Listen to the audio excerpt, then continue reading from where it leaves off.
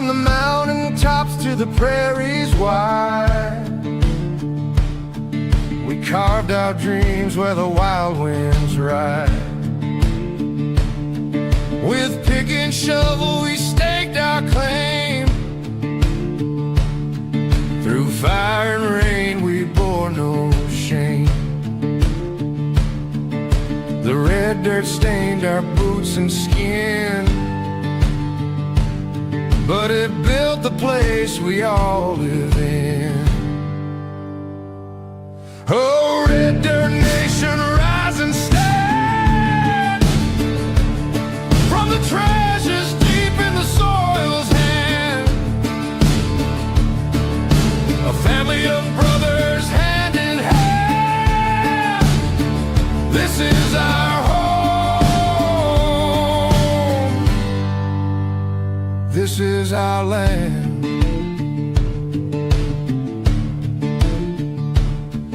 The river sang as we toiled away. Their whispers kept the fears at bay. Fields of gold from the seeds we sowed, a testament to the lives we owe. Though the wind may howl, the earth may quake, but roots run deep with every stake. The blood, the sweat, the laughter too. This red dirt binds me and you. Oh, red dirt nation, rise and stand. From the treasures deep in the soil's hand, a family of brothers hand in hand. This is our home. This is our land.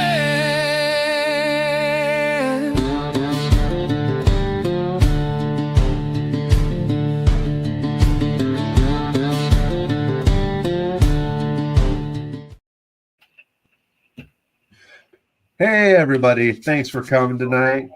As always, Nick here, Prospecting 406, co-host Carl Madley. Short bus rider is on a late spree. Travis is backstage, but lo and behold, look who we have here with us today. Dave, oh my God, I always have trouble saying it. Go for it. Come on, go for it. Right? Varabioff. Varabioff. That's close enough. I've been called Gold Bay Dave. Dude, me too. Yeah. Gold Bay, thank you so much for coming, man. Yeah. And hands down. Seeing your intro, sitting here, it's the first time I've actually seen your intro, and it's just like, man, it totally resonates with me. Like the dig until you die. I've tried giving prospecting 3 times. I've been rich and broke, like broke, overdrawn broke, and said I'm freaking out, and everybody laughs. And then 2 months later, here I am again, digging in the dirt. And so, dig until you die. And then I like what you said about, the other thing that in your intro is about sharing our experiences and sharing our knowledge. And that's one of the things I really love doing. Yeah, sharing the knowledge is the big thing for me. I twice a year do gold panning and sifting events for kids and beginners, rock shows here in town. So I genuinely am in it for the fun. Yeah, so that's awesome. My dad took me panning when I was 11. I didn't know where we were going.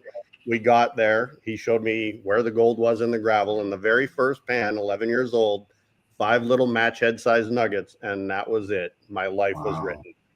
It was just complete. I remember everything about that day, even now that I'm 62 years old. I remember every bit of it. Well, that's amazing. Yeah, that's a cool story. I didn't find that much my first time, so that is awesome. Yeah. Well, and so what you're doing with kids too. You never know which one of those kids is going to be the next Gold Bay or whatever. Well, we need the younger generation to keep it going. We can't have this dying. Don't want it just to keep being a bunch of old people doing it. Yep. We are getting older. Yeah, we don't get younger. I'm not old by any means, but then again, I'm not getting younger. So yeah, I'm the same. I'm not old. I'm a kid playing dirt every day. Well, like we said backstage, you're only working if you hate your job, but if you love Yep. what you're doing, you're having fun every day. You're not really working. Yeah, I haven't worked in about 30 years, probably. Oh, that's the dream right there. Yeah. That's awesome. Yeah. And in fact, I'm sitting at my gold mine in California. This is the Colorado Quartz Mine. This is our house. I live Oh, with wow. Brian Thomas and Kayla, of course, and you've probably seen them on social media. But the three of us Mhm. live here, and we have 3 other properties besides this one. So, and they're all within an hour drive. Oh, that's awesome. So it's really, you can just go play wherever you want Pretty anytime. much. We have placer, we have hard rock, we have underground, and then we have a combination of placer and hard rock and underground all on one property. So, yeah, we got it all actually. Wow, it's amazing. Yeah, that's exactly what everybody would want, right? Like the dream. Yep. You can dig wherever you need and find some gold. Yeah, it's like I used to like sleeping in, but now that I'm finding gold, I'm getting up at 6:30 every day, which is new for me for the last few years. And every day, like I go to bed at 10 or 11 at night, and I'm up at 6:30 and on my way to go play. Man, yeah, that is the dream right there, right? Just playing until you're done. You can't anymore. Yeah, It's like You said you had my about 3 weekends every day. yeah, every day's Saturday for me. I didn't even realize today was Monday until Travis sent me the link. I'm like, it's Monday. Holy crap! Sorry, guys. Hello. How's it going? Hello. They talked about you in chat. This is They said, Stacy. This is Marty. 406 Miner. This is the other original founder of Hey, Red how's Dirt it going, Nation. man? Going great. Good to see you. Good to meet you. Mucho gusto. In Yeah. Espanol. Me llamo Nick Steichen. I See, know that. Just because Dos of the cerveza, por favor. Baños. Baños. See, song. So you do all kinds of amazing stuff. I mean, it seems like every day when I catch a new one of your videos, you're scraping bedrock on above ground, and then the next day you're below ground with a scream and meanie looking for gold. I mean, Yeah. and you just told me why. You've got a claim everywhere. yeah. Do you have a favorite claim where you find your favorite gold? Don't have to give us a name or anything. Do you have a particular claim that you prefer? Well, You just have to tell us where it is at backstage. Well, I tell everybody. I actually tell everybody where I find my gold, and everybody gets this very same question. Do you know where San Diego is? Yeah. Well, I'm nowhere Only town near I've there. been to in California. I'm not, yeah. I'm nowhere near there. Me either. So, the Colorado Quartz Mine where I'm sitting right now, this is one of the most recognized mines in the world for the, ultra rare, ultra world-class gold crystals. And I found the most beautiful gold on the planet, literally at this mine. It won't be opened again by me. It collapsed 3 years ago when our house fell down. We had 5 feet of snow one night. House fell down, water coming in, walls were buckled. 2 weeks later, the mine collapsed. And so we rebuilt the house and we live here, but it's 180 feet deep. There's 4,000 feet of tunnel. It's got 5.5 million gallons of water in it. And I'm just not planning on reopening it. I had my bucket list dream done here. I've got, some really great footage from, just my early on videos where I just turn on my camera and shoot what I was doing. And in fact, I'm start promoting one of my very, very first pocket of gold ever that I found in an underground mine. I watched the video again last night, and I'm going to start putting out some content to, guide people to that full length video. It's quite interesting. Oh, cool. I watched it last night, and just, where I've come from that day is phenomenal. So, And- my favorite. And then revisiting that, that first walk through, the first, is awesome. Yeah, and I didn't even realize until last night when I watched it that was my first solo find, and so it was pretty cool to just remember that. And then I love being underground. I like all gold, but being underground, there's just something special about it, and it's like it's quiet. Your phone, Oh, it's so quiet. your phone doesn't work. It's just you get to blow shit up, and you stay underground when you blast, and you feel the concussion. It's just like, I don't care if I find gold today. I just set off amphonitrate. We got to hook up with him. Yeah. I was just going to say, if a guy had some questions about what he needed to do to open a hard rock mine, would you be the right guy to talk to? Yeah. In fact, where I'm at right now, the project I'm working on, it was, well known during the original California gold rush. In fact, I stand on the Mother Lode vein every day. In fact, this piece that I found today, this was the bigger of the two. Oh no, jeez. That was literally a foot from the Mother Lode vein. Oh my God. What else? How's it going? Here was the small one that I found today. I found this one first. Ugh. But No. the Mother Lode vein itself doesn't carry gold. Really? The gold is not on the Mother Lode vein. It's on the cross-cutting veins that came up really late in the geological turmoil that happened in this area. The Mother Lode vein has anywhere from 8 to 25 layers that came up over different time periods along the vein. It's 108 miles long. Wow. And where we're finding the gold on the east side, which is the hanging wall side of the vein. But today, this piece was on the footwall side, which is really weird. So this one was on the footwall side. And Wow. I think what happened is I think that the Mother Lode vein sheared right one of the cross-cutting. Carl's messing with the cameras. He's just I'm trying trying to to fix it. Can you help me push the right button? No. No, So- but I'll try. So it's him big and us tiny. Yeah. I'll try. And it Let's see works. here. So you get me. You're good.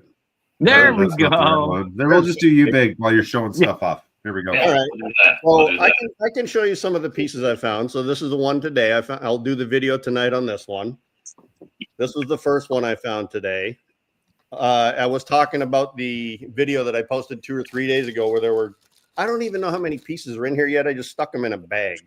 So Oh my God. I'll process them, like I dig every day. I get home late. And so I'm not even cleaning these or processing them, but there was like 18 or 20 pieces that came out of that one little pocket the other day. You can see the gold all the way Oh, around. yeah, you can. Wow. Oh, man. That was one of your most recent videos. If anybody wants to catch that, it was pretty awesome to watch. Yeah, I posted it 3 days ago on YouTube. It's like a 19-minute video. I just didn't edit it. I literally set the camera up, and you get all the boring parts. You get me talking to myself. You get, Mike bringing me the dog dish. Like, I didn't edit any of it. I just post the videos, and if you guys Just like, raw dogged it, huh? yeah, That's and then awesome. one of the things that's one of the I'm things trying to that get it to change. It says, sorry.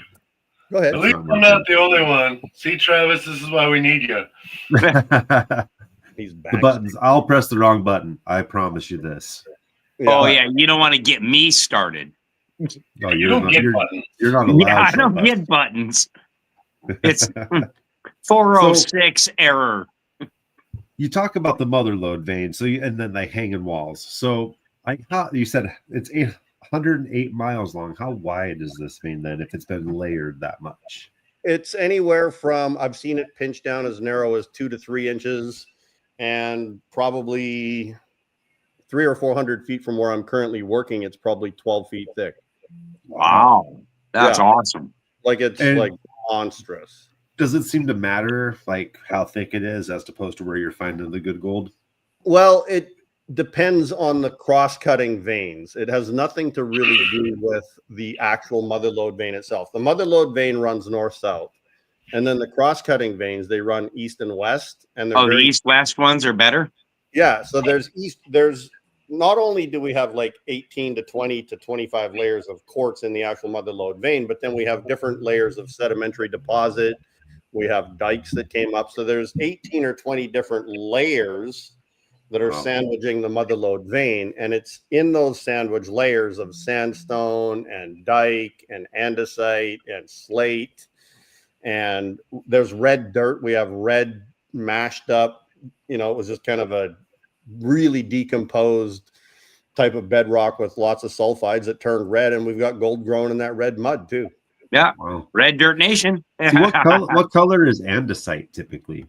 It's a kind of a dark greenish blue, but it can be kind of gray as well. Yes. And so, So it's that green-blue spectrum side, I it guess. is. And it's Okay. super hard and super dense. And, you know, andesite is a metamorphic rock, or excuse me, it's an igneous rock that came up, melted. And then as it started cooling and cracking, then you would have the superheated, you know, gold bearing and mineral rich solutions come up into those cracks and fill them in and then deposit the quartz and the gold. And that's very similar to what happened here at the Colorado Quartz Mine. So we're on the very south end of the mother lode. And then Georgetown, California is the north end, and it's 108 miles from Mariposa to Georgetown as the crow flies. So would the coloration be similar to like this greenish gray color I got here? Yeah, it's very similar to that. Okay. Did you find something good, Nick? We found something good, Stacy. But what you're going to look for in the dike is it's going to be, the gold won't be in the andesite itself. It's going to be in the quartz veins that came into the andesite that was cracking as it was cooling. Mm-hmm. Yeah, it's hard to see. It's filled with white quartz throughout it. Yeah. Yeah. And then the other thing that's real interesting too is go ahead. I'm thinking out loud. I'm an idiot sometimes. Yeah. So here at the Colorado Quartz Mine, the dike is anywhere from 12 to 20 feet thick. And then we have the slate contact on each side. And the veins do run across they run east-west through the dike. They're dipping at 40 degrees. The gold is always on the slate contact. There's almost no gold that's ever inside the middle of the dike. There's only one pocket that I know of that was found in the middle of the dike, but most of the time it's where the where the slate meets the andesite, and then the quartz veins are there. And what happens is the slate has carbon in it, and it pulls the gold out of solution, typically. Oh, okay. So the quartz comes up between the slate and the andesite, and that's where it's pulling towards the other side, not the andesite, but the other one, the slate. The slate. So it's pulling the gold from the slate. It kind of just, the slate's acting like a wall, and it's pulling all the goodies out of it. Yeah, the slate was the original country rock, and then as it started faulting and shearing and getting uplifted as the subduction happened from the Pacific plate to the North American plate, it stood all that stuff up. It created Yosemite, which is only 28 miles from where I live. Oh, wow. And all of that subduction and, the incline of all the slate material created these huge fractures that got filled in with the andesite and the quartz. Oh, very cool. Yeah. That's the best explanation I've heard of that so far. Yep. But I haven't had a chance to ask our local world-renowned geologists that ourselves either. So. Are on staff. World-renowned. Yep. Re-owned. Not renowned. Re-owned. Yeah, Jim's a good guy. He gives us a lot of tips, and he usually answers a lot of our questions for us. So, and most of the time yells at us because I'm stupid sometimes. Well, let me tell you. In fact, I told one of the guys that I'm mentoring today on this project. The project I'm actually working on right now, believe it or not, is not a mine. It's actually a farm. It's an orchard, and I got invited to come and help this orchardist. And I'm like, I'm a gold miner. He goes, yeah, well, we think there's enough gold here to pay for the orchard. And so he gave me a week to come out and find out if it was something I wanted to do. So I went for a week. And on the second day, I found this one. Holy cow. And so I said, yes. Let's take the orchard down. Yeah. Well, no, we're developing the orchard. We're actually flattening out the area. We're, recovering the gold as we flatten the area. We planted a couple trees yesterday, and we're using the gold to pay for the orchard, and then, so the gold. Is that you have golden apples scraping the bedrock and then metal detecting them the other day? Yeah. Well, this is it's coming out of the same place. Here's the other interesting thing about this piece. Let me show you this. You'll love this. Let's see, how did it go? I found this piece the next day. Jeez. Oh, look at that. Oh, I wonder where that came from. Yep. Wow. And that was 10 feet apart. They were 10 feet apart. Oh. Is that just from the blade of the machine, or is that just from no, that was natural. That was naturally eroded out of the vein, and I found it where we were digging, where we were starting to do the land development. And So I'm very close to the actual vein itself. That's why I'm there. I'm looking Wow. for the sources. And I've been finding gold in veins, and I haven't found this big vein yet, but I'm probably tomorrow or the next day, I think I will. Wow. Yeah, well, that's awesome. Those are golden apples, huh? Wow. Yep. I call it the broken arrow, actually. Oh, The gold here in Montana This is isn't broken quite arrow. so shiny and abundant, but wow. Yeah. Wow, broken that's arrow. amazing. Yeah, it's not a bad piece. Yeah. I found That's not that. I'd bad at crap all. myself. Nick would have to haul me off the creek. I was pretty happy. When you see the video of me finding this one today, you guys are going to probably go, he planted it. Because I was just so calm. Like, I just knew that it was a big piece. I knew where I had dug it out of. I knew it was gold before I dug it up. In fact, I dug 2 feet by hand, and I said, enough of this. I'm using the excavator. So I just took the excavator, dug it out, and it wound up being right on top of the pile after I dug it out. And I just picked it up. I'm just like, yeah, that's a banger. Oh, Wow. yeah. I felt it in my hand. I'm like, yeah. That's a banger. By the way, my God. yeah. I mean, you can see all the attached quartz to it. It was just, oh my goodness. That puts Yeah. my biggest nugget to shame. Oh, yeah. Mine's a 10. But yours is probably big enough to satisfy you, and that's what counts. Yeah, mine came out of the wild, Well, 1 gram's good for me. Oh, you got a big one out of Lincoln, huh? Yeah. Then I found a really tiny one up there too. But that one was in like a little piece of rock, like inside the quartz inside the rock. So that was pretty cool. I've done some prospecting over in Montana. I lived in Spokane for 22 years, so I spent a lot of time in Idaho and Montana. Yeah, we live in western Montana. Yeah. Close to Spokane, actually. Yeah. So, Superior and Rabbit Creek and all that, the gold out of there is 98% pure. Some of the highest purity natural gold there is. I used to buy a lot of gold out of Superior. Yeah, we got a buddy who. Go ahead, Stacy. Oh, I said we kind of have a buddy who up there, and he's got a bunch of mines that veterans are the main, the main source. Yep.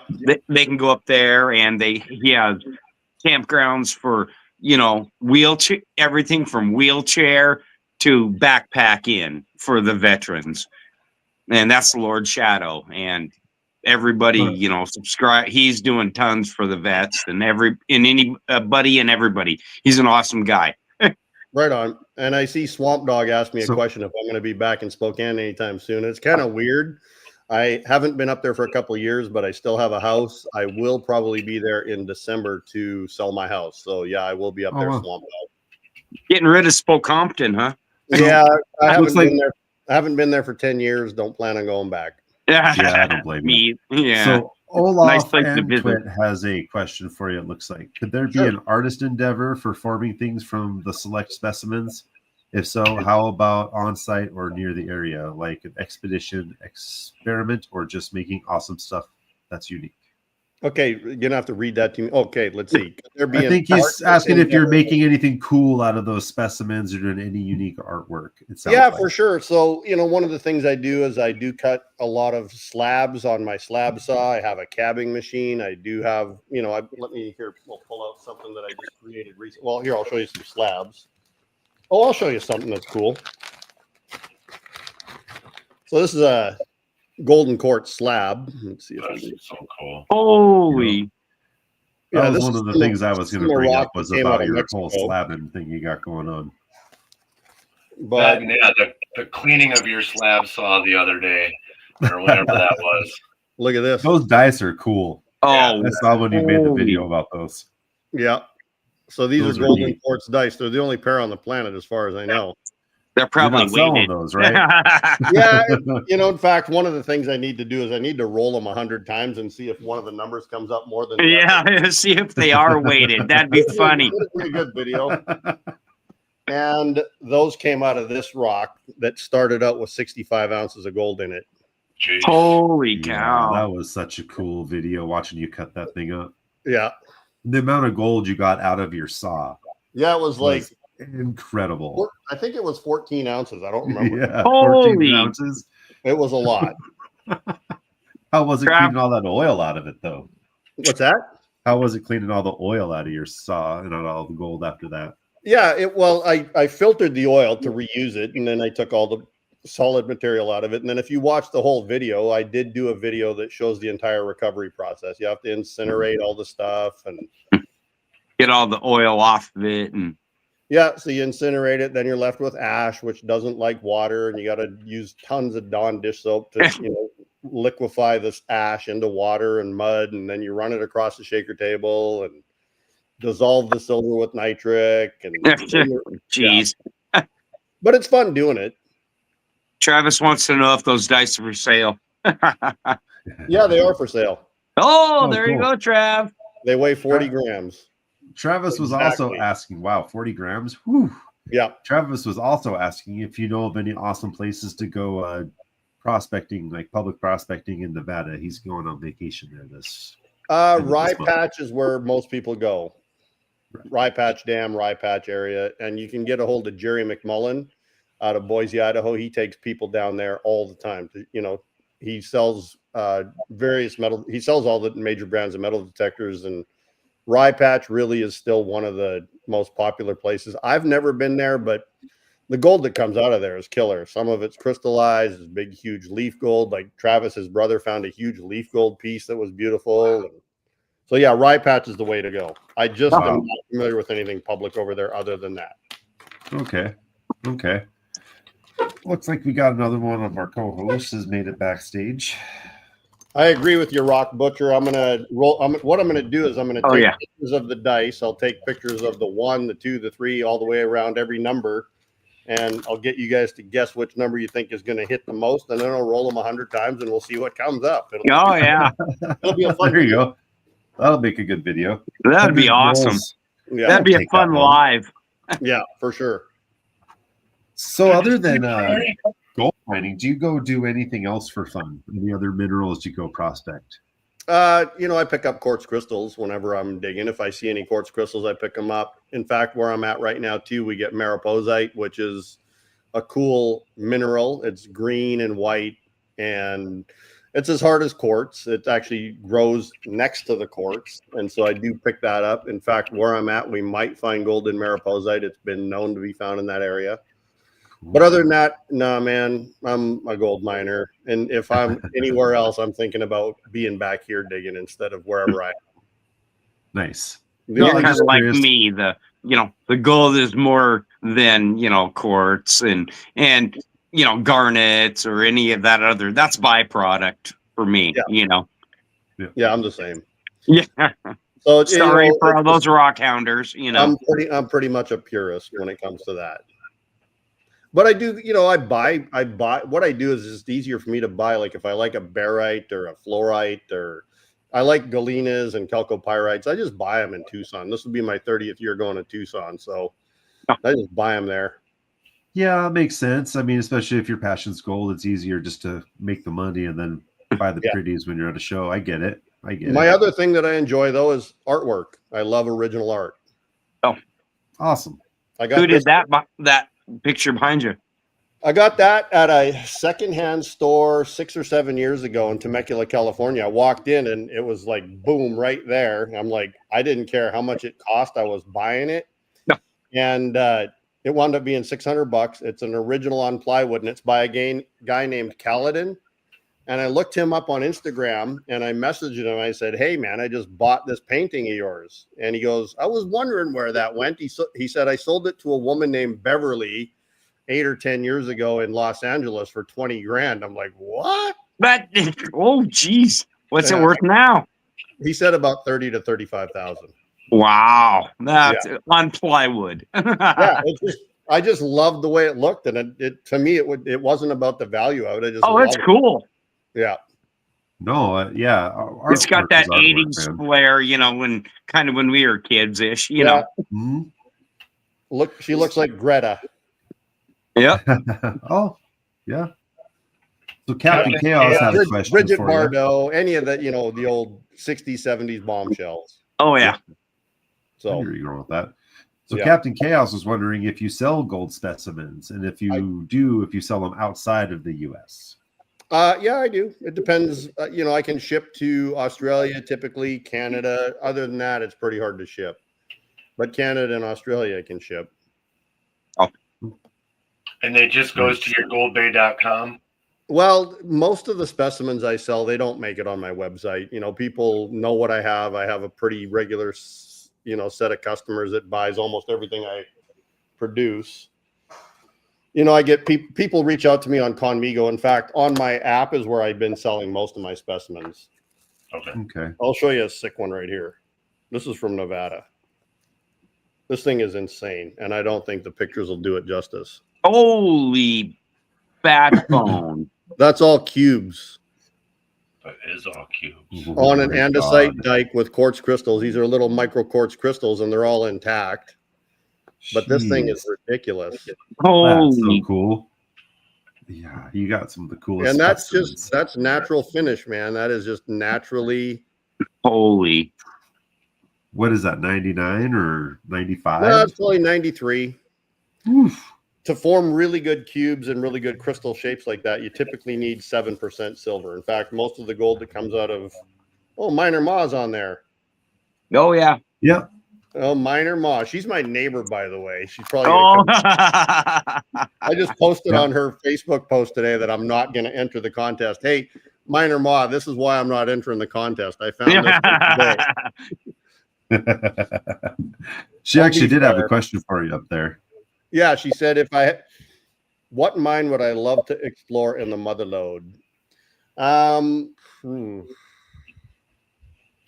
Probably the two that I would like to visit are the Eagle's Nest mine, and I know the owner Danny quite well, and then the other one would be the Harvard mine in Jamestown. And I do have, I know a guy that has access to that, so someday I will get to visit them. They're just not high on my priority list, All right, here's an out of the box. Where would be your bucket list place to go gold mining at? I'm already there, actually. Oh, well, On the Mother Lode. I figured so. I just, Let's see. Well, figured, I've been to Australia twice. Probably a bucket list for me would be Brazil, near Mato Grosso, where they find all the crystallized gold down there. It's, muy peligroso, so it's not real easy for a gringo to get down there. I do have some people down there that I could probably reach out to. But Mato Grosso, Brazil, or Chile would be the other one. There's some really killer gold in Chile.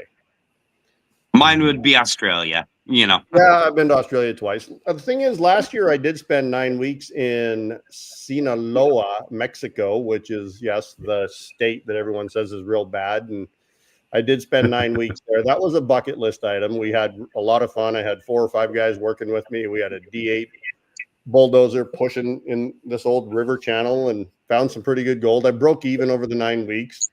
Found a 5-ounce nugget was the biggest one. Found a 3 and a 2, and then had quite a few 100-gram days. So that was fun. Wow. Oh, wow. Oh, man. Yeah, that'd be great. Yeah. I'd be happy with a 1 gram day up here in Yeah. Montana. It's up 100 there. gram day. Could you imagine? I said a 1 gram day. Oh. Come on, I'm shooting the moon. Yeah.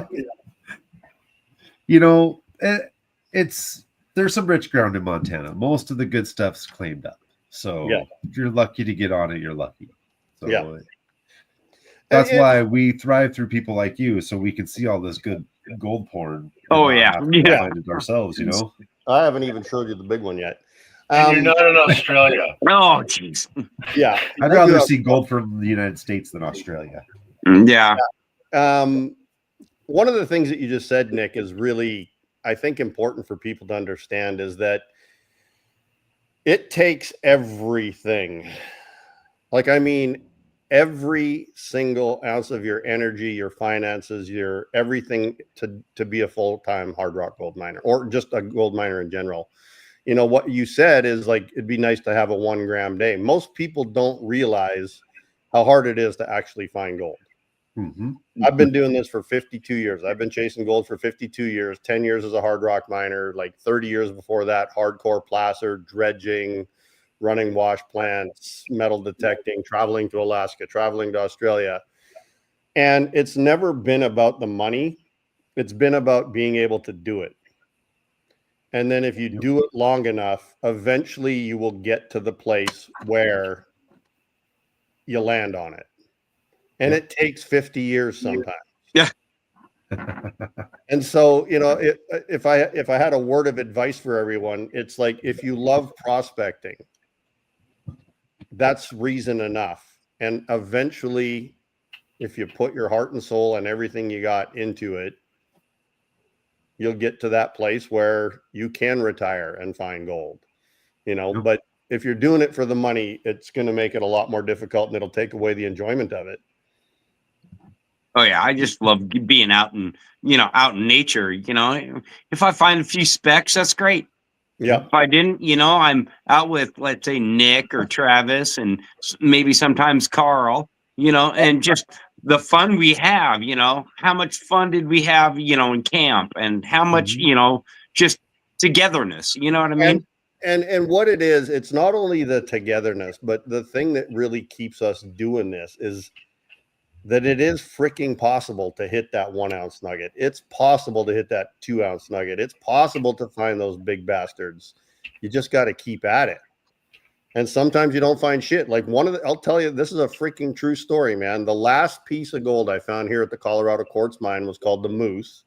It was a 17 ounce crystallized gold specimen. Jeez.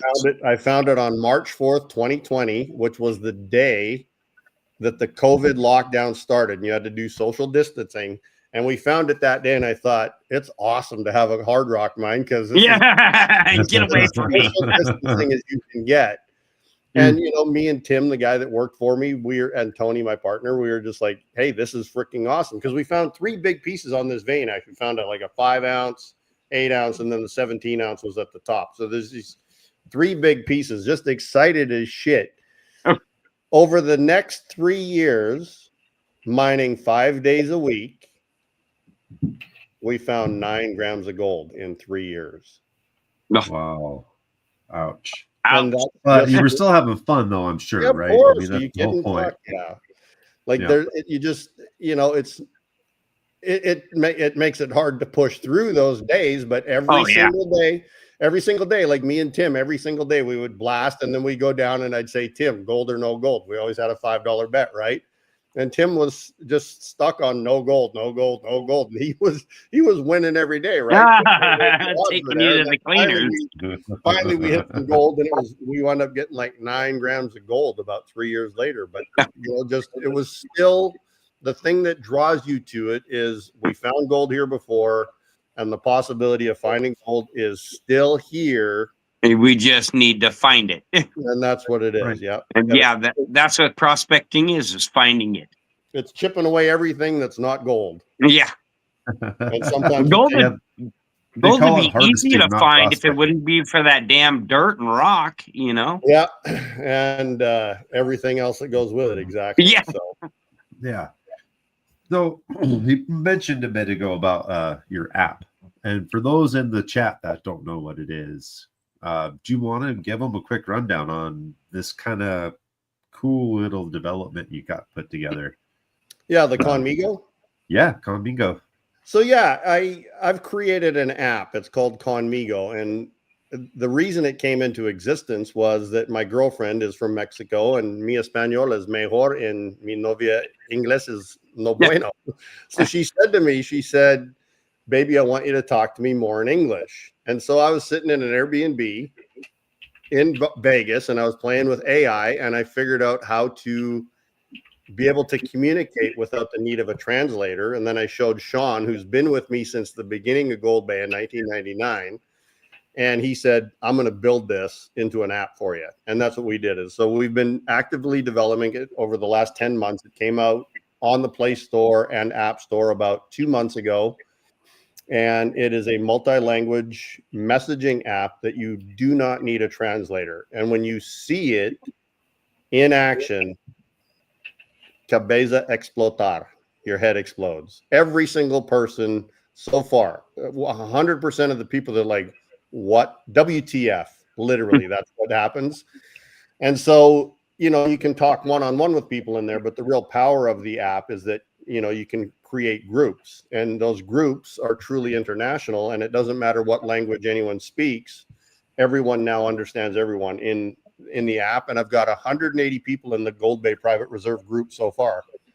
And so when I'm out prospecting on a day-to-day basis, the minute I find something, it gets posted in Conmigo.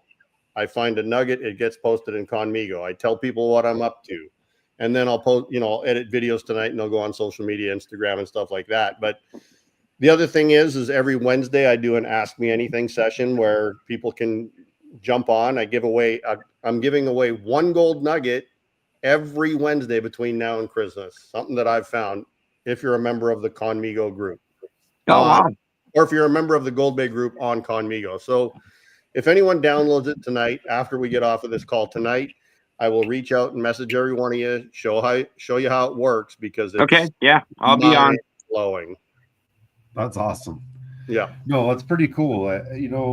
For those of us who are definitely not multilingual, I think it'll help us bridge the divide and the gap. Yeah, and what happened is once you see this thing in action, you realize there's no more language barrier around the world. Like there's literally the language barrier is gone because of my app, and I'm super proud of it.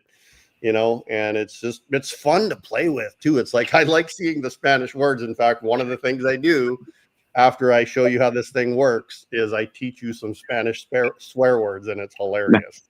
Oh, but Travis is asking, how about English to Blackfeet Indian? If the Blackfeet language is available, if someone has translations for it, we can add it. Right now we have 150 different languages. And here's the thing that's interesting. Google only has 269 languages, even though there's over 8,400 languages on the planet. And what we want to do is we want Conmigo to have the most language translations on the planet, within a year or so. That's one of our goals. That's awesome. That's amazing. Yeah. So Conmigo, then, is it work then not just for like communications and everything, but can you also use that as far as like getting your product out there and helping with like distributing your wares, so to speak? We are actually, we haven't quite. Uh-oh. Got a little freeze action going on. Yeah, technical difficulties. We'll catch up here in a minute. I'm back. There he is. There he is. Okay. Yeah, so we are adding storefronts and shopping carts. We're also going to have live features, live audio, live video with translations and subtitles and voiceovers. Wow. We're adding so many features. And then there's one thing that's super cool that's coming probably within 6 to 7 months that is gold related, specifically on the Conmigo app. So it's a lot more than just a translation app. It's not even a translation app. I don't like calling it that because that's not what it is. It's a communication app. It's a communication app that works with all languages in real time. That's awesome. Yeah, no, that's an amazing idea. I would never have thought about even coming up with something like that. When you guys hop on there after this call, I'll spend the time to get all you guys onboarded, and then you guys can all join the Gold Bay group, and every one of you will be entered to win a free nugget every Wednesday. Cool. That's so cool. Who doesn't like that? You guys know about Wire Gold, right? Oh yeah, I love Wire Gold. My favorite. What's the biggest wire gold? What's the biggest wire gold you've ever seen on Matrix? Oh, about that big. Tiny. About that big. You're about to blow my mind, aren't you? All right, I better be. I don't know. Oh God, here we go. Yeah. Oh my God, dude. He gives us the finger. In fact, I call it the fuck you. Yeah, the finger. Yeah. Oh man. It's 10 ounces and 3 grams. Oh my God. And there's 5 wires on it. So there's a wire here, of course. There's the huge spinel coming up the back. There's a wire here. There's a wire on the front and a wire on the bottom. Oh, we're not gonna like you anymore. No. Oh, what are you talking about? Just gonna watch more of this content thing now. Wow. Oh my God. And you can see the striated crystals. Oh yeah. And you can see the octahedrons across the spine on the top. Did you have to use any lye or any of that to clean that gold up, or was it in? It had a lot more quartz on it, and I used hydrofluoric acid on it. Oh, okay. Yeah, and a lot of people, in my opinion, they will over prep a specimen, and the quartz looks crappy and stuff. So I did this one very carefully over time, and you can tell that the quartz that's still on here, it's natural. It's not sugary. Right. You know, a lot of times you get that sugary look. I made sure we didn't have that. We have a natural quartz that's not sugary, and I didn't whiten Not it. all acid burned and So Yeah, you've just exactly. figured out a better way to use the stuff without destroying the quartz. on Look at the specimen. crystallization on that wire. Yeah, no, it's just geez. the patterns, and you can see every indentation from the crystals that used to be on it. It's so Yeah. cool. Oh, And just look how the gold just pushed its way through there, you know. oh man, now though you have some impressive gold. You always have. But Jeez. geez, man. Yeah. Yeah, wire gold's my favorite. Evening, You Sean. sell like pater bags of wire gold every now and again, and I've always wanted to get my hands on one because I love the stuff. Yeah, I will have some more from the Manhattan mine closer to Christmas. I'll have some wire gold from the Manhattan mine again, pay dirt. Nice. Yeah. I'll Cool. see. Hopefully, I'm not getting kicked in the nuts again. Hey, by there's then. Sean. Yeah. There's Sean just hopped on. He's the programmer for Conmigo. He's been with me since Oh. 1999. With Oh, yeah. Well, welcome, Sean. Hey, Thanks Sean, for coming welcome, on and welcome, checking us out. welcome. Somebody better get him a mod. Yeah, I think I think he's on Travis's channel. Travis's. Yeah, we've had a really- few other people that have bounced in. Lord Shadow, Sean, Oh, yeah. Rothrock. Lord Shadow is our artist and the veteran guy. Excellent. Any What's up, veterans what's up? in Montana, get a hold of us and we'll get a hold of Lord Shadow and hook you guys up and we can get you up gold mining. Yeah, he's got a That's lot awesome. of claims up kind of north of Trout Creek in the Yep. good gold district of Montana. Right on. Yeah, I love. But what he's you guys also are got doing. other stuff too. But yeah, I love how you guys are getting other people involved, and that's kind of what I'm doing too. You know, I've been mentoring Brian and Kayla for 4 years, and then on this property I'm working on now, this orchard, I'm mentoring the grandson of the owner, and you know, today he found his very, very, very first gold nugget ever with a metal detector. Uh-oh. oh man, Oh, Yeah. sure. You stabbed he's it in his vein and now you mainlined him. Well, yeah. here's the thing that's crazy. His name is Mike. I'm calling him Mike Lab because before today on this property in the last 2 weeks or so, he's randomly specced 3 pieces and just picked them up.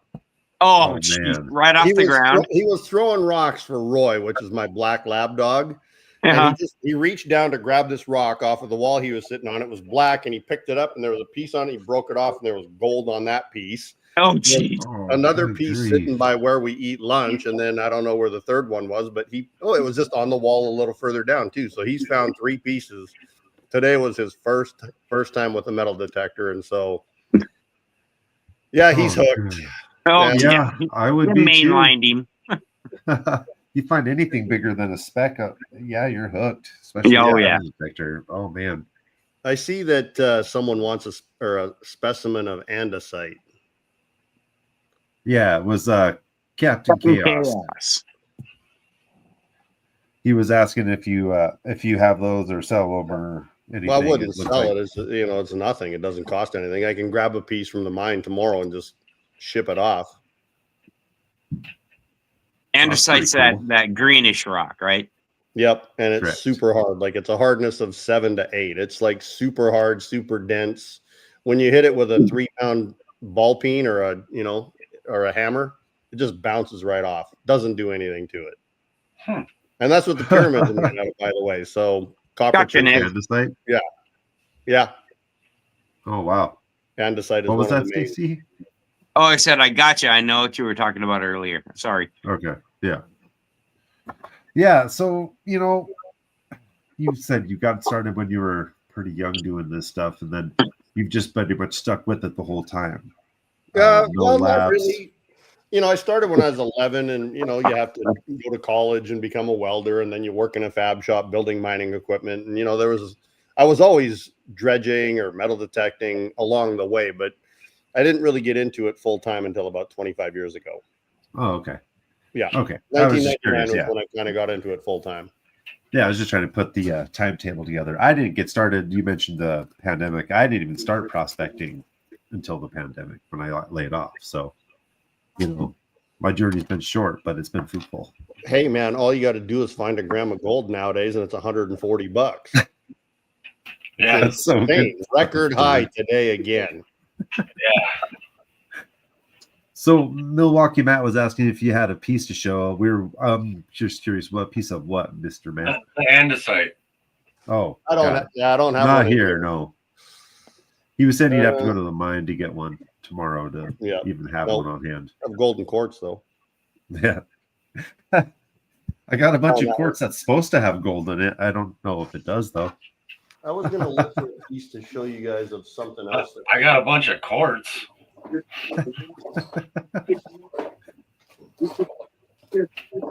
Yeah, I mean, whatever you have to show off, we'll take it. We love our gold corn on this channel. Well, Olaf was asking a question about artistic stuff. Okay, I do have. It's got Nice a little phone. nuggie there, Carl. Yeah.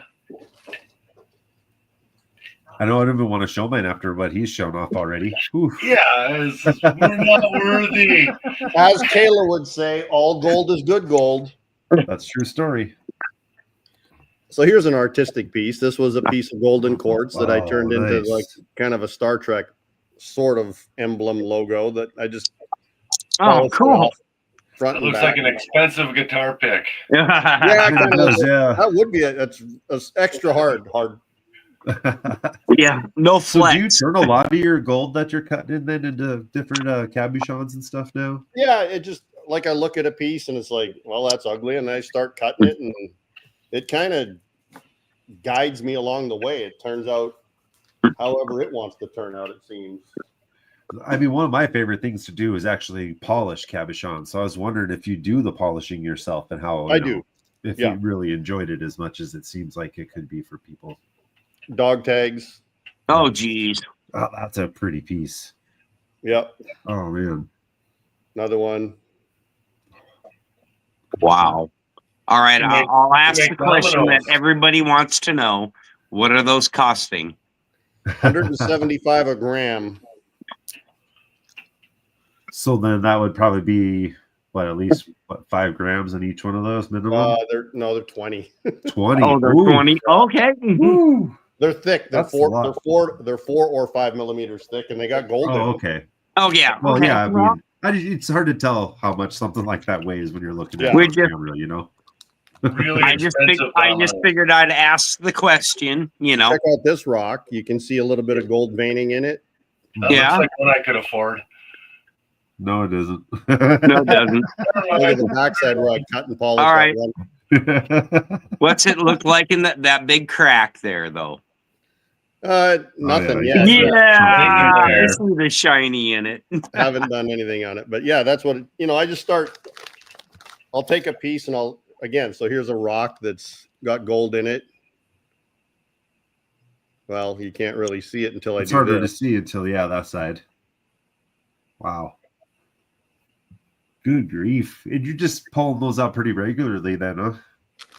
Yeah, That's pretty Jeez. cool. this is all my winter project. Like I just have to put stuff aside until the winter. I'm digging every day I can while the weather's good. I was So, just going to ask, how many days do you have left in your season, do you think? It's supposed to be a pretty good year this year. It's supposed to be a La Nina year. wow. Oh, wow. Wicked. Look at the Oh, edge. man. Gee, Oh, good neat. grief. What, another 20-gram piece there? I can weigh this one for you.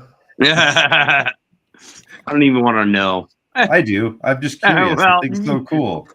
Well, I do, but I don't, It's 7.77 grams, and Oh, okay. this one's 150 a gram. So it's not as thick as the other ones then, but still. No, just as it's not packed. quite as heavy a gold either, Oh. Okay. but it's still sick. So yeah, you can see that. Yeah. Followed them. Yeah. That's awesome. Like, ooh. One Trying to day. find- I've Yeah. got a couple of little freeform cabs that I can't find. They're here somewhere. Just I'm in looking winter forward to the trouble. videos of We you have doing stuff like those. this. Dutchie's in the that- house. Yeah. They like That's bears. the bear. Oh, Yep. I like the quartz and the bedrock that's stuck in there. Like it Yeah. really does help show off the gold. I like the natural color of it too. Same Yep. thing. almost looks like, that dusk, just as it gets night and the stars were coming out and you got the, Buddy The over what? there from the Netherlands, Dutchie, thanks for coming in. flash. Flash is here. Thanks for coming in. How many people are on right earlier. now? Right now we've been holding steady at about 28. It goes up and down from there. No, yeah. We're not a Flash- huge channel, but we have fun. Yeah. Hey, Flash. And in we your got pan- awesome guys on panel and interviewers or interviewees. Sorry. Yeah. I see Flash in your pan was asking if I have some of that stuff on Gold Bay. Yeah, I do have some of the jewelry on there now, but as soon as I post it, it gets sold. I will post some more cabochons on there in the next, this week or so, but there's probably 30 or 40 just slabs on there that haven't been cabbed. If you want to cut your own cabs, that's available as well. Wow. Have you ever And had I've got them at 100 a gram right now. I just haven't had time to jack the price up. So now buy them now, huh? Oh yeah. Yeah, And that would.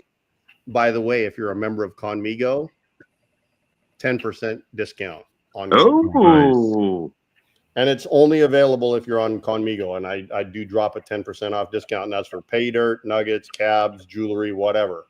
oh, cool. It's my way of promoting the app rather than paying Google for ads or YouTube ads. I just rather give you guys 10% off. I make like 1% on my product, but it gets another person over on Conmigo because it's like this app is sick. Cool. But then that also you got that person spreading the word. Either Conmigo for sure. grows or they just come to Gold Bay and buy. I mean, I've got an ulterior motive. Yeah. Got to keep it growing. Yep. He's stealing your email addresses and selling them to the. Ooh, I'm nuggets. just kidding, man. Just some Oh, look at all those nuggies. nuggets. Those are just tiny nuggies. Oof. That's rounded. Look, is that quartz still too on it? It is. Yeah, this is from Garden Springs, which is up near Placerville area. Well, that's bounced around a little bit. Oh yeah, it's smooth. There's big gold up there too. I've spent quite a bit of time in Placerville. There's big gold up there. Yeah, Travis has already joined. He says as soon as you showed a lot of that off and talked about the discount. Oh, we have Jim Richmond on here. Jim Richmond is actually a good friend of mine. He's the inventor of the Gold Run, which is a piece of prospecting equipment that will elutriate. It will get your super, super, super fine black or gold out of black sand. It's just an amazing. I've got the number 3rd one ever built, and it's because of Jim that I'm actually doing this orchard. What's it called? It's called the Gold Run. So Jim's on the Conmigo group. If you guys jump in the Gold Bay group on Conmigo, he's got videos he posted today of it running and showing you how well it works with black sand. So you'll see Jim on there. And yeah, Jim, we're big silicone mat guys, you know, with the hydrophobic, you know. Oh, yeah. Speaking of which, I kind of want to give you a quick thank you for that, by the way. So because of a recommendation you made to Discovery about my buddy Alan up here in Montana, I got to be in Dave Turin's backyard gold. You told them about Alan Robertson, and how he's making 3D printed equipment up here. And apparently, because of that, we got to do a little filming. So thanks. That was awesome. Oh, cool. Thank you. It's all about helping the community. Yep, for sure. So we're going to take a quick 1-minute break, play a little commercial here, give everybody a chance to get up and pee real quick, and stick around. We'll be right back. Sounds good. Cool. Oh, Red Dirt Nation, rise and stand from the treasures deep in the soil's hand. A family of brothers hand in hand. This is our home. This is our land.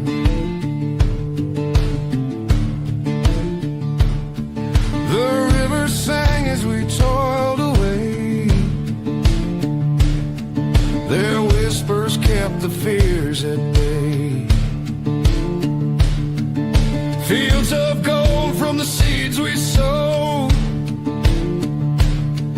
a testament to the lives we owed. Though the wind may howl, the earth may... All right. See you later, Ed. Have a good night. Definitely Hey, not American 1 minute. Gold Prospectors, what's Brian doing tonight? What's that? Oh, saying hi to Brian American Wilder's Gold in the house. Prospectors. Excellent. Brian Wilder from I know who he Gold. is. Oh, okay. Yeah. He's Right on. more biggins. Ooh, now that's cool. That looks like an actual leaf too. Yeah, It I was is. gonna say that'd be a cool pendant. Well, depending on how thick Oh. it is.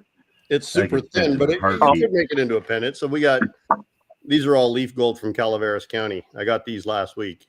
Oh, Yeah, when I wow. order gold leaf, it doesn't come looking like that. Yeah. later, Lord Oh, Shadow. man. So are you finding those nugget hunting then, or out of I hard? bought these. I buy okay. I buy gold too. People say, here's the funny thing. I posted on Facebook the other day. I talked about, like at what price did you hear from me that you should be buying gold? And I've had people chiming in that 40 years ago I was telling them to buy gold and they didn't.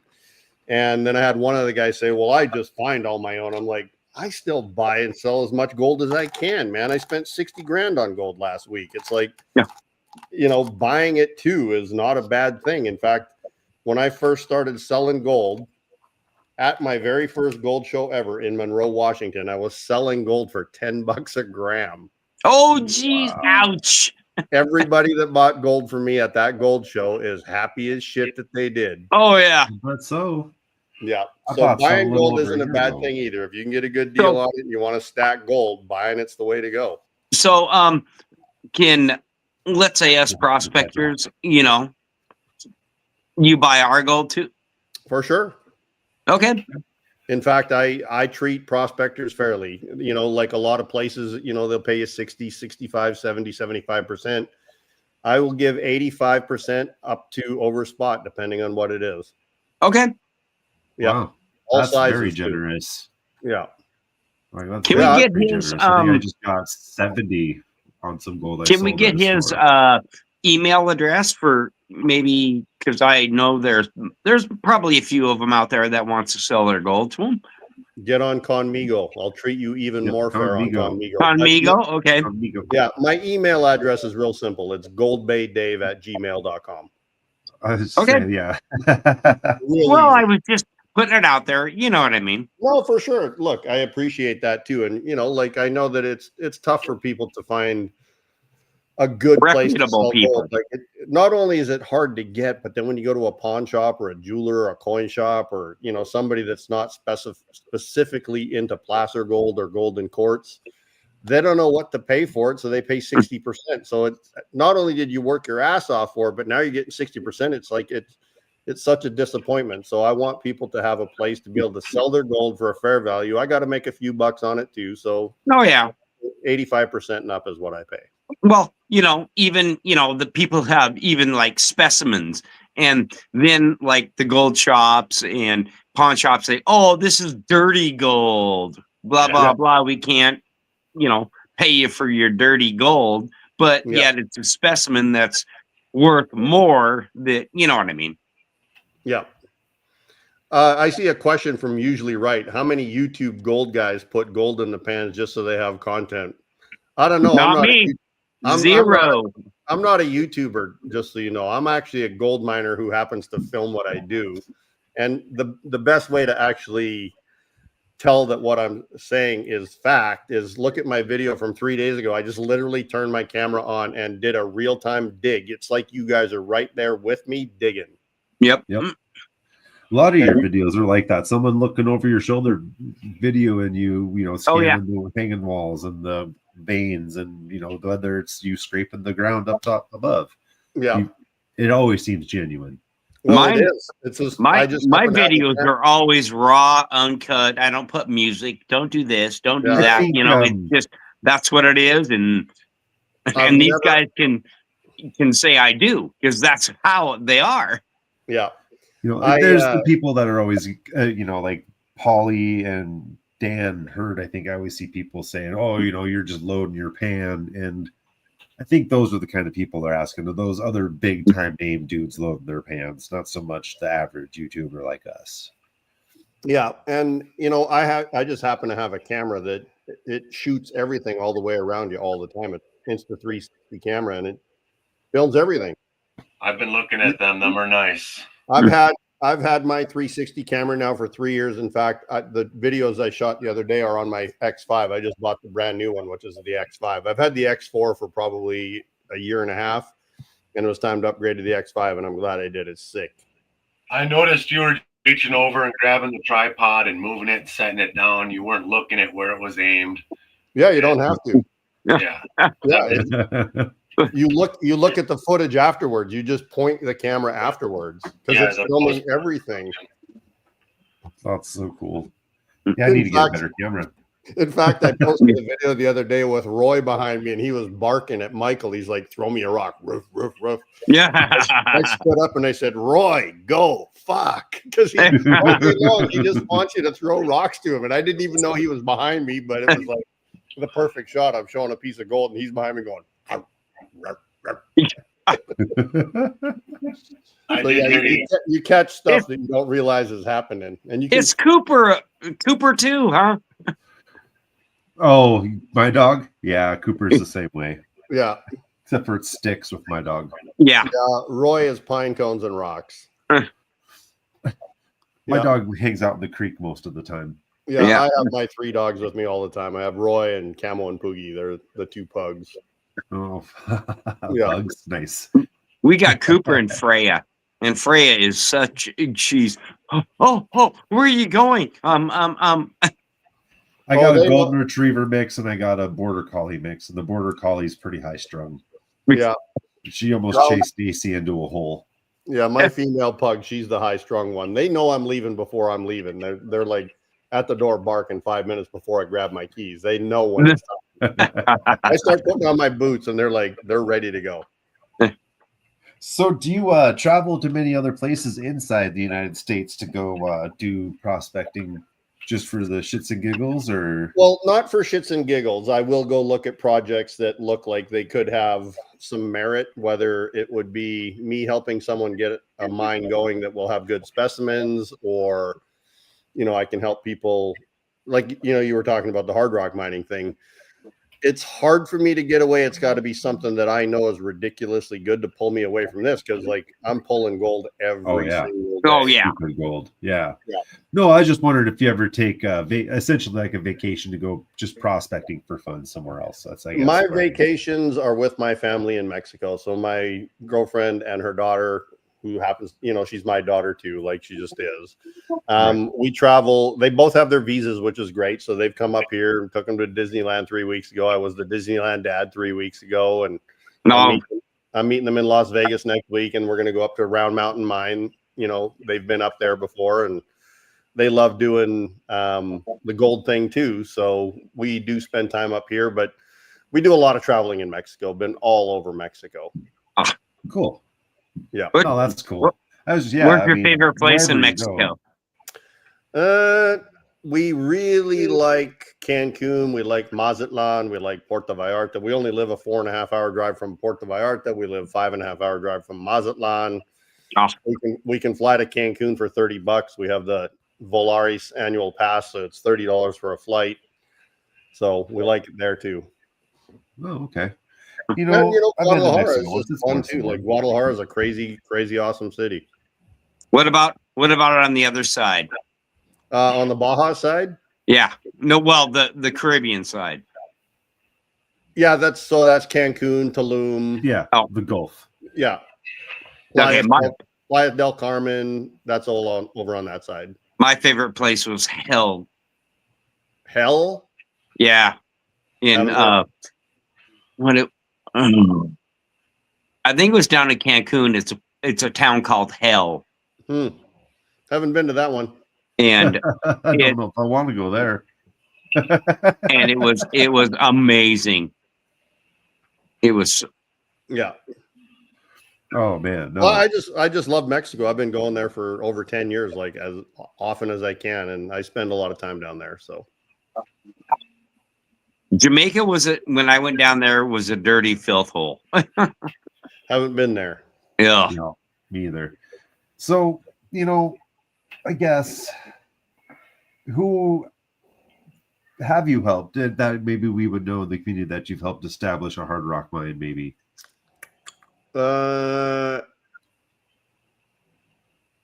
There's really only one, and you wouldn't know, and it's not something I can talk about right now. Actually, I've got some things going on with that. No, okay. Yeah, no Understandable. problem. Don't Yeah. mean to Just wondered if No, pin you I down. guess it's and just I a appreciate, curious. I if appreciate the people- question. It's just, I guess I was just curious if people reach out to you a lot because you're so successful. I was just, I guess, curious if people reach out to you to ask you for help a lot because they do. And there's the two things that I get mostly asked is I get probably 30 or 40 people a week sending me pictures of quartz, saying I've got quartz. It's like, is there gold in it? And they'll send me pictures. It's like, no, you have iron stained quartz, or you have, like most of the time they send me pictures of pure white quartz, and pure white quartz very seldom has gold in it. It does periodically. There are certain mines, but very seldom. And then the other thing people always reach out to me for, I get 100 people a week that want to come work for me. It's like, no, man, I've got my crew. Like mostly I work alone, or it's me and Brian and Kayla. Yeah. Family and close friends. Yeah. And it's just, the smaller the better. Yeah. Oh yeah. And in fact, the more hands, The tighter the knit, the tighter togetherness. Then you don't. Then there's no finger pointing. There's none of the. You know what I mean? Yeah, we're all financially invested in it. Like we're equally involved in it, and it just it's like you said. Even with you guys creating this podcast, it's a bunch of guys that like hanging out. You guys created this podcast, and it's kind of the same with us in the mining too. It's the same thing. Yep. And it's so like I had found a mine that I wanted to establish, and Travis and Stacy have been the two most helpful as far as like helping me get samples down and getting posts up the hill. So they are, while they might be under my name, they are unofficially like my right hand man on this thing. Yeah, I for sure. would trust him with everything. And Travis and all them, he would be on the claim if he wanted to, but he lives in Canada, so the United States says that's not cool. The poor guy, he needs to get out of there. I left Canada 32 years ago. I lived in Spokane for 22 years. I've been in California now for 10, and I spend a lot of time in Mexico. So I just keep moving further south. Well, if I can ever get this cool little business idea I have up and running, I could probably sneak him down here from the Canuck stands. Especially, Alberta at least is a fairly good province. Yes. Yeah, it's the better one of them all. And they're willing to work with America. Yeah, I've spent a lot. We don't do political things here, but Hermano de Oro. Look at that. Minor Ma's Spanish is getting way better because she's been on Conmigo. Nope. Hermana Familia de Oro, Minor Ma. Familia de Oro, para siempre. So what do we need to look for when trying to find those nuggets in the red dirt? You need to look for gold. So the one thing I'll say, and it's never been more true. The longer I do this, it's never been more true. Gold is where you find it. Yes. And there's been so many times where I knew for sure there was going to be gold there. We found gold here. The vein keeps going. The rock is the same. And then there's nothing. Yep. And then you accidentally, you're moving your metal detector down and you're setting it down. It's like, what was that? Hang on. And then, and it's like in a spot that you don't even expect. So the number one key thing to look for is where gold has been found before. Yeah, that's go there and freaking dedicate your energy and don't get distracted by shiny things. And when I say shiny things, like don't get distracted by the quartz vein that you see over there, because every single person that has driven by this corner, by the river, the Similkameen River, and sees that quartz vein, every one of them has stopped and looked. Yep. And it's there for a reason. The old timers didn't miss much. No. We are not the first people here. You got to remember that there was the 1849 gold rush, and then 1875 up in the Yukon and Dawson, or 96. And the gold rush has just moved around. And when you see a quartz vein, don't go after it. Doesn't mean there's gold in it. there's a million people that have been there before, but you want to go to areas that historically have produced gold. They didn't get it all. In fact, they didn't get 5% in most cases. Right. However, it's not going to be right there apparently immediately visible. You got to dig down through overburden. You got to break rocks. You got to chip away deadfalls. You got to move brush. You have to uncover the old areas where there hasn't been anything, or an old collapsed mine that maybe, that it wasn't worth it for them to go back because it wasn't high grade enough. You got to remember back in the day too, they were doing this for a living at $4 an ounce. Yeah, I was going to say $12 an ounce. 20, 32. Like there were four major, four major price differences, but they didn't leave much.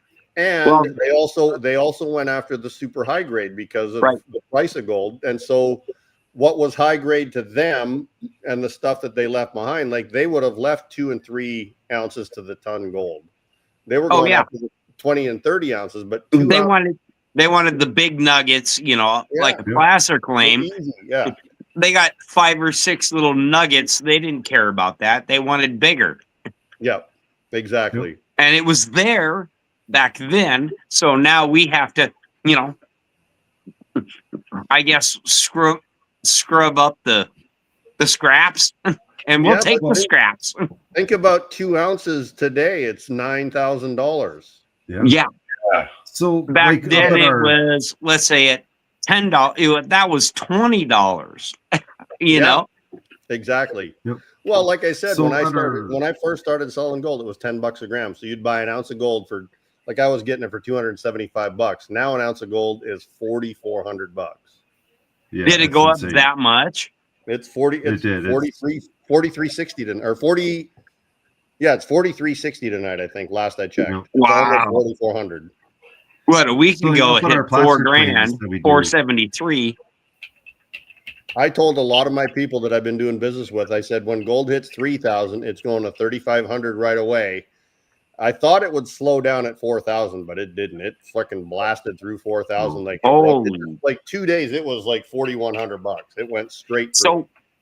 So what's who I saw said they might think it'd go up to 6,000 by the end of the year if it doesn't. Well, not by the end of the year, I don't think, and I've been doing this a long time, but 4,700, and then January, February is always really good for gold. It's just really weird. This is my 30th year going to Tucson, but in January and February, every single year, gold goes up right before the Tucson show. So I'd say 5,000 by Tucson is my guess. It really needs to stop. I need some gold for my pay dirt shows coming up.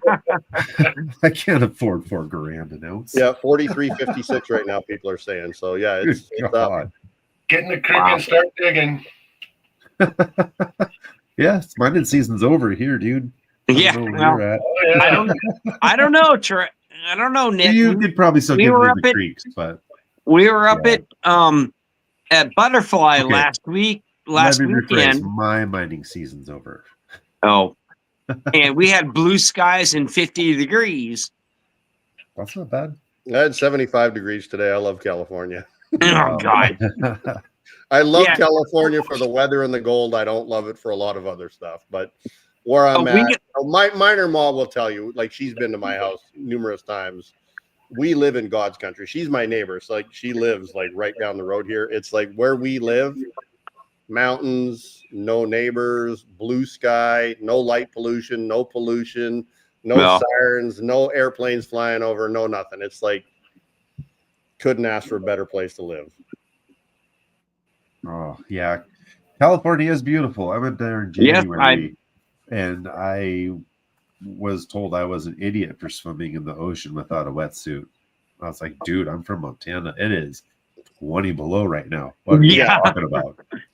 Yeah, I dredged in Cedar Creek, just out of Rabbit Creek, Cedar Creek. I know where Cedar Creek is. And with a 7 mil wetsuit, I had an instant headache. Oh yeah, you froze your left one off, didn't you?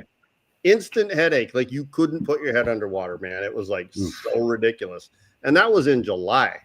Yeah. Oh yeah. Yep. Yeah. The water's cold here too. It's Yeah. hard to put your feet in and your hands in, even in the middle of summer. Yeah. Well, last weekend I was in 2 pair of socks, a pair of insulated muck boots, and my toes were freezing in the creek. Yep. Yeah. It's And just, that's just, 6 inches of water as I'm, feeding my sluice box out of a 5-gallon bucket, and it's like, okay. yeah. You need to put those what are those things you shake up? Yeah, the foot warmers. Yeah. Yeah. Foot warmer The things. hot hands. But even that doesn't help. And if you get a hole in your boot, forget it. Yeah, It's no. over. Yeah, no, Once useless. you flood those, and yeah. And the duct tape, you can't put it on because it just cracks and breaks. The water's so cold. Yeah. Shoe goo. Oh, Shugu, old tricks. Oh, yeah. Stacy usually asks this question, and I might have missed it when I went to get a cup of coffee. But if you could gold mine anywhere in the world, where would you go? Already asked. You already asked. Yeah, That's what you were talking. like Brazil and Chile would be the two places. Okay. For me. Rock But Butcher sent me a quite piece frankly, of man, quartz with a I'm piece of gold in it. standing on the mother lode vein every day. Why else and would it's you need to like- go anywhere else? My first website was motherlodegold.com. I'm known as MLG Dave. MLG stands for Mother Lode Gold. So I'm home, man. I'm where I need to Oh, be. that's awesome. Yeah. Yeah, I mean, Oh. oof, well, how nice that must have been for you to land some claims on the mother lode. Oh, yeah. So So Yeah, what we was have about We have the south end, the middle, the east. There's the east belt, the west belt. Like the mother lode is a huge, big structure. So that would be awesome. So how was it when you first went there and finally hit something, substantial? What was the thought going through your head? Well, see, here's Was the it holy? I film everything. I literally have my camera on all the time, and I don't have a video of this one. You know why? Because I was metal detecting in the middle of the road, and I thought it was a fucking beer can. No. I was literally in the middle of the road. It was 2.5 feet down, and I thought, this is a beer can. And so I turned the camera on after I actually, Oh my God. picked it up. I turned the camera on to wash it and stuff, but I thought it was a freaking beer can. So it was just like, holy fuck, let me get back to it. And then I found this one the next day. This is the other half of it, Well, I have the 10 feet camera away. on for all that. So no, but I mean the very first time you hit that mother lode, that first time you found that area, what was kind of running through your mind? Is it like, oh my God, I'm not going to tell anybody, or no, it's not. I need to tell everybody? And no, it's not like that either. It's like it's private property. It's gated. We have like 12 cameras up there that are remotely monitored. They're all cell phone cameras and stuff. So it's like not a big deal. It was more like I did the research before I went there because, I was told this is an orchard, right? And it's like, right. okay, well, I'm a freaking gold miner. But I did the research, the historical research, and then Jim, who's in this chat right now, and Conmigo and stuff, he told me a lot about it. He showed me some old maps from the area and, the potential of it. I spent some time last November, so about a year ago, across the gully from where I'm at now, looking for gold over there. And in 5 weeks, just across the gully, I didn't find a single piece of gold. And I was on the mother lode. And Not you're going, not a single piece. And no, it wasn't like, okay, it's not here. It's just I haven't found it yet because I did uncover three old mines that had been caved in either on purpose or, through natural processes of erosion. I did find some mines. I love being underground. Like the mariposite in this area, it's so thick. It's just like this monstrous. You walk into this place and there's this fucking green room of mariposite. It's just like, I don't even care if I find gold. It's like, look at what Mother Nature did, right? And I know the gold is there. We just weren't in the right spot. So, we're going to be doing some work together across the gulch next year. And so I had a very good feeling about where I was at when I did go and do the research on this property and then finally started digging. It's like, after a week, I'm like, okay, I'm in. I'm moving from where I was. I was up in Bear Valley, where Brian and I are digging. And I said, Brian, I'm taking off for a couple months. I'm going to go work this project for a while. And he's like, yeah, go, see ya. So is there anybody who has ever done or considered doing like mine tours to show people some of these old places the old timers used to go to down there? Not Where- for mining necessarily, just for showing people tours. Yeah, there's a couple of problems with that. One, MSHA is involved in every underground mine that's here. So Yeah, that's a so big. there's that, which we can't even take people underground at this mine because of the liability issues, MSHA regulations. People would have to do a 20-hour course online to become MSHA certified. It would be a site-specific certification, but it's like a 20-hour course just to be able to go underground here. Oh, It's 180 feet of ladders to go down. And then the other thing is, there's 5.5 million gallons of water in it right now. It's got 140 feet of water in a 180-foot hole. Oh, And then geez. 4,000 feet of tunnel. So it takes 5 weeks just to pump it out. And then some of these other areas that I'm in, again, it's the same thing. It's like it's such a liability and insurance issue for where I'm at that it's not something we could do. Oh, There are, as far as I know, there's a few places you can go. You can go to Cripple Creek. There is a huge mine up there. In fact, I was up there last September, and I was going to go down in the mine, but it was closed that day. A week later, even though this mine has been operating as a tourist attraction for like 15 or 20 years, you cave in. 3 or 4 days, yeah, no, it didn't cave in, but the elevator, it collapsed or it did a runaway or something. Like one person got killed, like 8 or 9 people were trapped underground. They had to search and rescue them. But 3 or 4 days after I was in Cripple Creek last September, there was an accident. So it's more of a liability issue. One of the things I wanted to do is here at the mine, after we stopped mining, I wanted to do wine and dine in a gold mine. Couldn't get the insurance. The insurance would have been. Oh, geez. Yeah. Not even above ground, huh? Well, above ground, there's not much to see. Like above ground, you can come here and you can look down and see water 40 feet down. But other than that, yeah, there's nothing else you'd be able to see. Oh, well, Yeah, I'm just curious because there's a couple places just west of us in Idaho that there's the 2 locations, a silver mine and a gold mine, that they take you in horizontal shafts. So it's like, oh, I wonder if there's anything like that in California. That'd be really neat. Yeah, no, I've been selling gold to the one in Idaho for years and years and years for their panning. That's the one that's Just in Wallace, I think. Yeah, out of Wallace, yeah. I think. Yeah, no, not the one in Wallace. It's the one that's just east of Coeur d'Alene. I don't remember the name of it. You're still in Idaho when you're Yeah. I don't remember the name of it, but I used to sell gold for them for years. Well, there isn't much east of Coeur d'Alene before you're back in Montana. Yeah. Yeah, there's 2 main really towns there. Yeah. It's just after you get past where the old Wolf Lodge is. It's about 5 miles past Wolf Lodge on the left. I think it's called the Crystal Gold Mine or Crystal. I don't remember the name of it. It was like 10 years ago. There's state line, right? But it's 5 miles east of where Wolf Lodge used to be. There's a mine there that you can do tours. Kellogg or Silver Dollar? Yeah, I can look 455. I got it right here, I think. Sierra and Crystal. Yep. Yeah, it's the Crystal mine. The Crystal Gold Mine. Yeah. Yeah. Oh, the Crystal? Yep. I've got it marked. It's on my list for the next one I'm going to go see. Yeah. Oh. Yeah. So, anywho, does anybody in chat have any more questions for Dave? Get some chat questions going. Get them in while they're hot. Well, they think about the chat questions. It's probably a good time to mention that we are still working on the fundraiser to help out, one of the members of the Red Dirt Nation and Scrappy. We're still accepting donations. We have decided to move back the actual benefit night or the auction night from the end of October to the middle of November on the 16th. Just scheduling conflicts with all of us trying to, and it was a lot. We didn't want to rush it and have it not turn out so great. So right. If anybody would like to donate anything to our fundraiser, just reach out to any of us. You can speak up in chat or email us, however you want to do. You can talk to me on Conmigo. I'll donate a 1 gram Gold Bay pay dirt.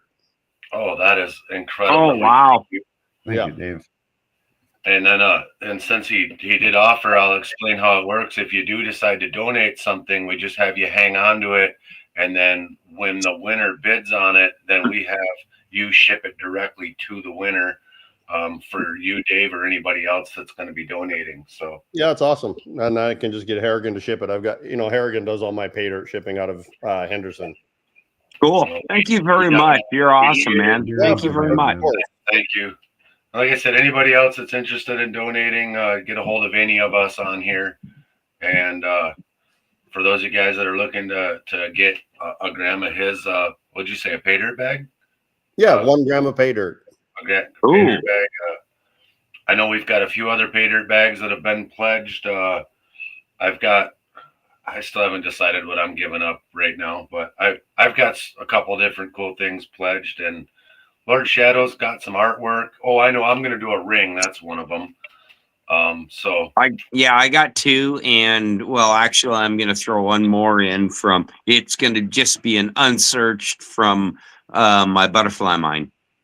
I've got a sticker pack and some swag, a little gold bag, just for a smaller prize to do. So. Oh yeah, and I got a sticker on a picker, or a picker on a sticker, whatever it is. I was going to say a sticker on. I like it. Picker on a sticker. I was going to do a sapphire on a sticker, since I've got stickers and sapphires. So, and it's not a booger. Love it. Yeah, I got all kinds of stuff. I just got to figure it out. Either one of these cool Bear Canyon agates polished or something else. Do you find any cool gems when you're mining, Dave? Quartz crystals typically. And, if I see a cool quartz crystal, I pick it up. I don't know, they just go hand in hand. So I don't have anything super killer, but I do like quartz crystals a lot. And, we get them quite a bit. You find a bunch of amethyst up there while you're doing it too? But no, not where I'm at, but we do find the mariposite.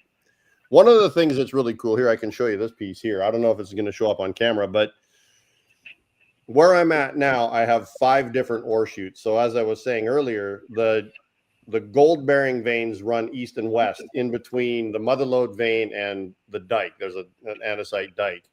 And I've got 5 different ore chutes, and I've been able to identify 5 distinctly different types of gold coming out of each vein. And this is the 3rd one on the structure.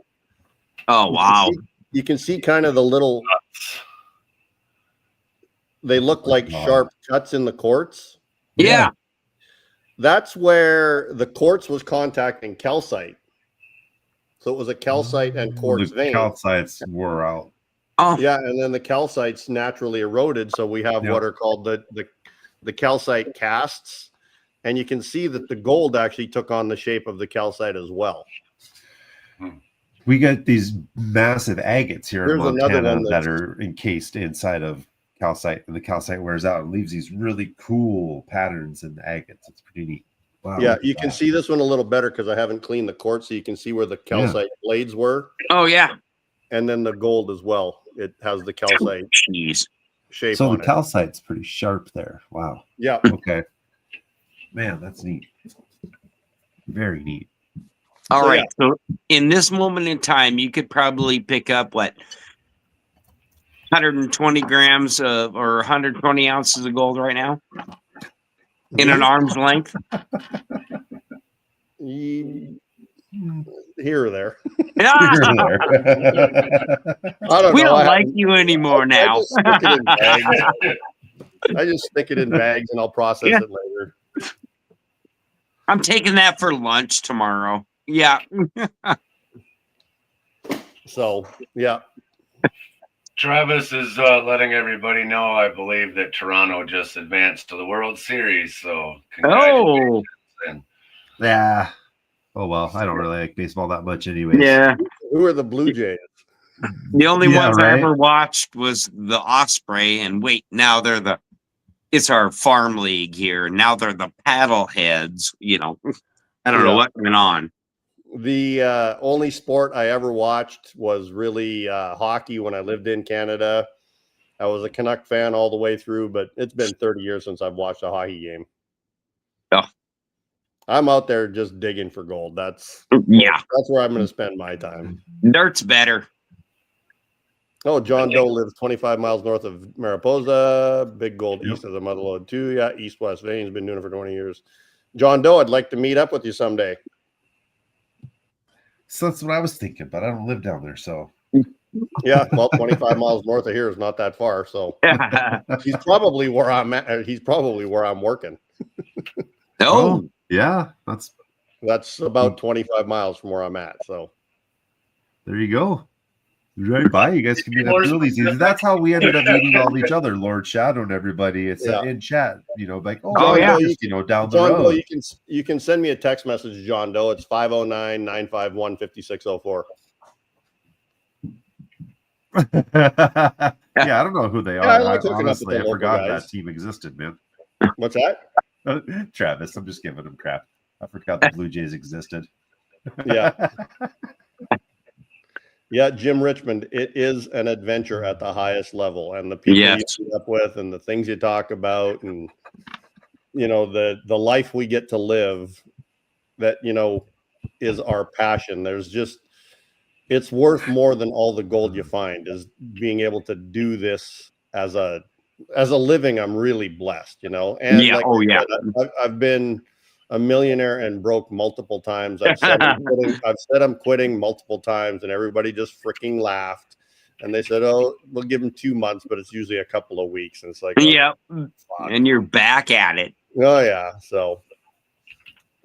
We've all hit that frustration point where it's like, I'm done, I'm over, and just not doing it anymore. And then next time you go out, old Miss Mother Nature or the gold gods go, here, I'll give you a little, and then you suck you right back in. It's like a slot machine, right? You're down to your last $10 and you hit $70. It's like, okay, when I get 50, I'll cash out. No, when I get to 20, and then you get down to $15 and you hit, and then you're at 130. It's like, okay, now I can, Yeah. Same fucking thing. It's such a crapshoot, Yeah. I love it, Yeah.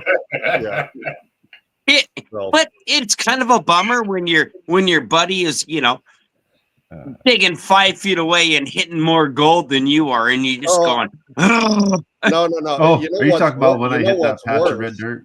Is I hate taking beginners out. I hate taking people out that have never done it before, because they're going to find more. Oh yeah, every time. Beginner's luck just every time, man. Oh yeah. Yeah, me and Stacy were digging in the same corner, and I went like 10 feet downstream from him and put my shovel in the dirt and found a patch of red dirt. And it's just like, you freaking asshole. I know. But the thing is, you're secretly happy, and it's yeah. And deep down inside, you're going, yes, we cool. share holes. I had the people come in, grab buckets out of my hole. I wasn't a greedy person. I have to, except where I'm working commercially, but same thing. If I'm prospecting recreational, have at her, man. There's gold in that hole. Well, it's the gold club we work at, right? So we've got the 4 claims, and the way I look at it is we're here to have fun and learn. So if I can show you what you're looking for, now that I've found it, you can get some gold, you can see it, you can get addicted. Let's have some fun. Yep. And it's like, win or doubt, if you're not finding gold over there, I am here. Come on over. And it's like, I want whatever. I want people to be as sick in the head as I am. So definitely, here you go, man. Go after it. I want to see them, come back again and again and again, and try to stab that vein.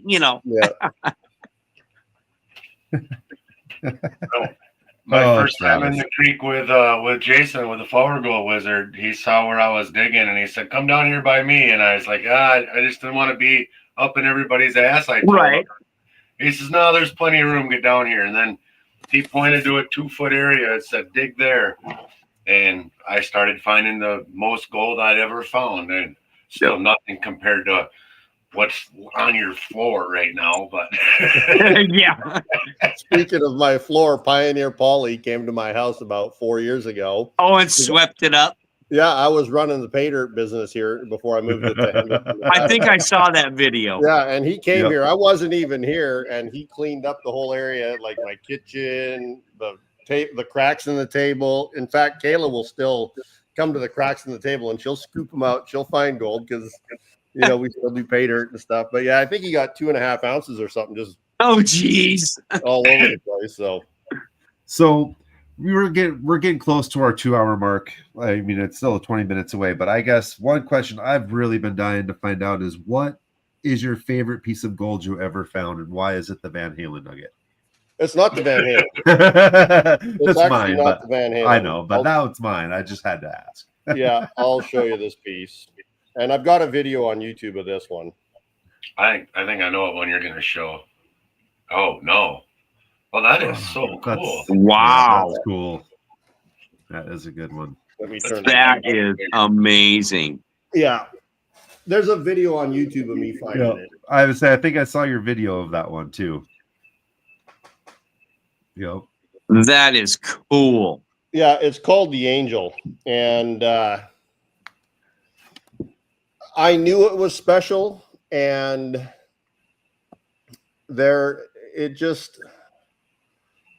it was unexpected where I found it. We were finding quite a bit of gold, and this one was only it was about a 1/4 ounce of gold, but I got more than 100 grand for it. Wow. And I won't say the exact amount for it, but it's in most of the major high-end collector community and people that are into the really elite stuff, they've all said the same thing. It's the best piece of gold on the planet that size. Wow. And it is. Like, the picture just doesn't even do it justice. It's so mirror finish bright. It's just like dazzling. It's like a mirror, and both sides are just equally as good. It's just a spectacular piece. Wow. The video's on YouTube, it's on Instagram, it's on TikTok and stuff of me actually narrating over finding it, what it looked like when I first found it. I think I got some pictures of what it looks like when I first found it too. Hang on. Pretty sure I do, actually. But that's the piece cool, for sure. Honestly, any of the gold that he has, though, would be a pleasure to hold in your hand. Oh, yeah. One of the things about crystallized gold, it's kind of a blessing and a curse. Once you find gold like that, you're kind of addicted to finding more like that. Yeah. So this is what it looked like when it came out of the ground. Oh, it didn't look like much. Let me turn the brightness down on my phone here. You could see it. Definitely tarnished, though. But yeah, it had black manganese on it. Oh, manganese. Okay. Yeah, and that's that black stuff on it. Okay. I thought that was wow. Yeah, it doesn't look like gold at all right there. Just a few little, little striations here and there. Mud on the back. That's what it looks like. Up into that pretty specimen. Oh yeah. My God. So this is by far the favorite piece. Like, this is the pinnacle. It was found on January 12th, 2018. That's nice, Scrappy. See you, Scrappy. And that's what it looked like. That's what it looked like still in the vein. I could see just a little bit of it. Oh, geez. And then I chopped out the whole chunk of vein to get it out. That was the piece of quartz that it was on when I brought it up from down below. Wicked. Oh my God. And then as you started, that's what it came out as. Wow, that's freaking beautiful. Yeah. I love the lines, kind of looks like a flag a little bit, Yeah. So, it's just sick. So when you find a piece of gold like that, where you can see just a bit of it in the quartz, how do you know that you can chase it to find something like that inside the rock? Well, you use a pinpointer. You figure out where the gold is in it. You look at it under a microscope. You study it. And the thing that was interesting about this piece, though, which is really weird, is that piece of quartz that I was holding in my hand. Uh-huh. I took, the very first thing you do is you rinse the mud off. So I actually turned the tap water on in the kitchen sink. I put the rock underneath the water, and the whole end of it fell off. And the gold was just sitting there on the other piece of rock. I didn't have to remove any rock. It naturally fractured right where that piece of gold. Wow. So it literally fell off, and then all I had to do was clean the gold. It literally prepared itself. Wow. It was some lucky wild. stuff. I thought I broke it. I thought it I mean- fell off, but it was in the piece that was in my hand. The piece that fell into the sink had Was no it coating. nothing? Wow. and I that mean, I've piece seen was you just do sticking up. videos where you're like air chiseling quartz off of specimens. Oh, yeah. and doing Air all kinds of crazy chisel. stuff. Oxyacetylene torches, acids, heat shock, So sandblasting. what is the I guess the piece of gold that you wish you still had, you sold that you wish you still had? That one. Oh, that one? Yep, Travis was just asking if you still had it. No, to be a gold miner and to be able to continue to do this life that I live, you got to sell shit. Yeah. I know you can't keep it all. No, yeah, You and wish you could. the one piece that I'm not going to sell is that big wire. I won't sell that one. There's The a finger? plan for that one. Yeah. But as far as I don't regret that I sold it. I've been able to mine for the next 9 years because of the gold I've sold. So Right. Yeah, there you go. Miner Ma is asking me a question. Hey Dave, is the Axe Gold Monster 2300 my fave? Interesting that you should say that. I love the gold, like the GPZ and the Monster are the two detectors that I'm using right now. The Axiom would be one that I would use as well. I haven't turned my 2300 on for years and years and years. It's just sitting here simply because it's super sensitive, but it also doesn't discriminate. And the Gold Monster just eliminates you having to do that. Yep. Here's something that people don't know. The Minelab 2000s were shipped today, and mine got shipped today. I'm one of the first people in the country to get the 2000. I should have it. Nice. I should have it by Wednesday. Awesome. They Videos actually to got come, I'm shipped sure. today to dealers, but I happen to know somebody, and I get one this week. So you That's knew a awesome. guy. And yeah, I did. Oh, it pays to know people, doesn't it? Yeah, that's we know a guy. Yeah, and on the 7000, by the way, I do love the Nugget Finder Z-Fine 12-inch coil. I prefer it over the stock coil. It's better on the specimen gold. It's lighter weight, and it's just not as touch sensitive too. Like if you're bumping the ground, like I keep my coil on the ground. So you would rather have a 12-inch coil than, let's say, a little 6-inch? On my GPZ? Yeah. On that one in particular. On the GPZ 7000, yeah, I use a 12-inch coil. Okay. And then you use the Gold Monster to pinpoint. So I have the Monster over my shoulder, and I have the GPZ. And when I get a signal, if it's non-ferrous, like I can tell the difference between non-ferrous and ferrous with my GPZ, just the tone. And then I'll pinpoint with the Monster and dig them up. In fact, So you're talking about the videos, Gold Monster 1000? yeah, most of my Okay. videos, you'll see the GPZs laying on the ground behind me, and I'm using the Monster to do the pinpointing and the super fast recovery. It's just way quicker to recover. So you have a smaller coil then on Yeah, it's a what, little 6 what, inches? 6 or It's a 5-inch or Oh, whatever yours it is. 4. Okay. Yeah, 4-inch round. Oh, a little 4-inch. Okay. Yep. Yeah, so they're Just not very wondering, big. That's what we have for the Gold Club is the Gold Monster. Yeah, It's a good and little detector. working on it. Yeah, the Axiom is a phenomenal detector. I've got 3 of them. I let people use them. In fact, with the 13-inch double D coil on the Axiom, I found a piece of smaller gold than I could with my SDC 2300 with the Coiltech elliptical coil. No shit. I've got a video on YouTube about that too. It wasn't staged or anything, but the 13-inch coil on the Axiom found a piece of gold so small that the SDC couldn't find it. And the SDC Outperformed it, huh? It Wow. did. It's on YouTube. Go look, man. I posted it about 3 years ago. Dang. Blew my mind. Holy cow. Yep. And that's a 13-inch double D coil. Stock coil. Okay, The Axiom is a freaking killer machine, and it's lightweight. It's cheap. In fact, here's the other thing. On my Minelab metal detectors, I run Garrett headphones. The Garrett headphones are by far the best headphones on the market, without question. Okay, so for the people who don't know, what is a double D coil? A double D coil there's mono coils and then double D. So it's the design of the windings inside the coil. A double D has wires that go up the center and around the edges. And it's a coil that will be able to, you can discriminate with a double D coil. There's a setting on the metal detector where you can discriminate and you can iron. You'll be able to, in fact, Cole, how much do I trust the discrimination in the double D coil? I trust it a lot. I've used it a lot.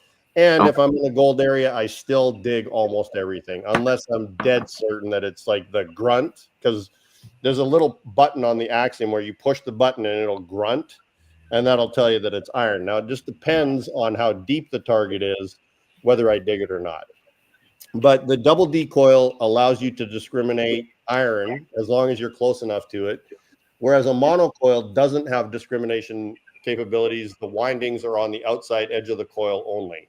Oh, okay. So double D is this way, and then the mono is just circular. Yeah. Okay. And then on the double D coil, your most sensitivity is right at the front of the coil and the back of the coil, or up the middle rather than the edges. The front of the coil is what you use to pinpoint with on a double D. So like for the Gold Monster, is that the double D or is that a mono then? It's a double D. It is, okay. And the Monster's a VLF technology, whereas the GPZ and the Axiom, they're more of a pulse technology, slightly different. So for the Axiom, it's not true pulse. I don't actually remember the name of the technology it is, because pulse machines, for example, the SDC 2300, the GPZ 7000, they don't discriminate iron. They detect everything. Whereas the VLF and the Axioms do have the technology to do it. Now, the new Monster 2000, it has a dual technology as well. I don't know much about it. I just knew I needed one, so I've got one coming. Have the new toys. Yeah, actually, Cole, who's in the chat right now, he bought an Axiom from me about a month ago. Have you found anything, Cole? He says he's found it super accurate. Yeah, it's incredibly accurate. I sold another Axiom to my neighbor, and he showed me a nugget that he found last week. It was like maybe probably less than a quarter gram, and he got it at like 6.5 inches with the 13-inch coil in an area that he'd worked heavily before with an SDC. Wow. So I have a question. On my property, on the other side of my property line is an old racetrack, and I own the bleachers. It was a stock car track in the 60s and 70s. So for 20 years, guys were sitting on these bleachers with coins falling out of their pocket. Yep. But they were also throwing beer tabs down. So every time I get out there, you get a signal every 3 inches, but it's always an aluminum beer tab. You got to dig them. There's no way to discriminate those out. You just, you can get there are some coin hunting machines that will discriminate some of the pull tabs out, but then you're also going to be missing gold rings, gold coins, because they wind up the same on the spectrum. Yeah. Okay.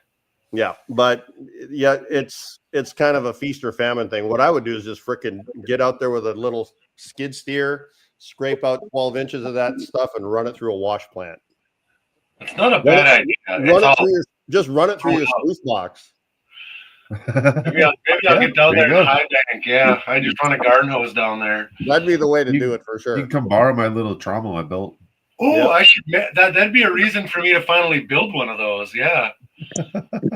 I do have one of those Chinese mini excavators. The neighbors would think I was nuts out there taking my yard up, but I'm not saying I wouldn't do it. Okay. Well, anybody got any more questions for Dave? I feel like he's been pretty generous. Oh, yeah. This evening. Yeah, and then Wednesday night I'm going to be having my Ask Me Anything. It's an hour long. It starts at 7:00 Wednesday night. If you're in Conmigo, you'll get the links and stuff. But it's an Ask Me Anything type thing. I'm giving away a gold nugget and maybe some other stuff. But every Wednesday between now and Christmas, I am giving away a piece of gold that I found every Wednesday. Cool. You don't have to be on the call. All you have to be is part of Conmigo group and the Gold Bay group on Conmigo, and you're automatically entered to win. So nice. Yep. Well, I'll be getting on that as soon as I get inside. And we appreciate you putting in, a 1 gram pater bag for the benefit. Thank you very much.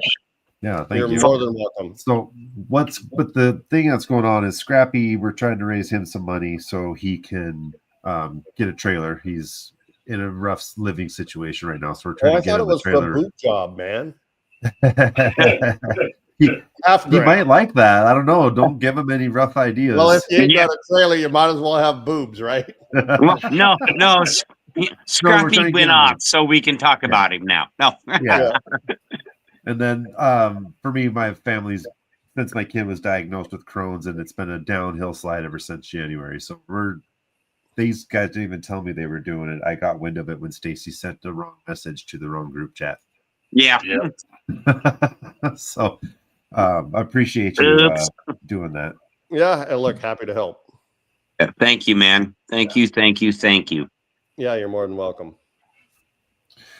So with that, I guess we'll we've stayed strong, over 25 to 30 people pretty much continuously. So Cool. yeah, it's been great. That's awesome. Yeah, and I love seeing everybody. You know, a lot of people know me more than I know them. I know a few people on here, of course, and it's kind of weird how I'll meet people out in the wild and they're like, "Oh, Dave," I'm like, "Got your name? Oh, we've never met before," you know. Yeah. So Oh, nice by the meeting- way, I've seen you on YouTube.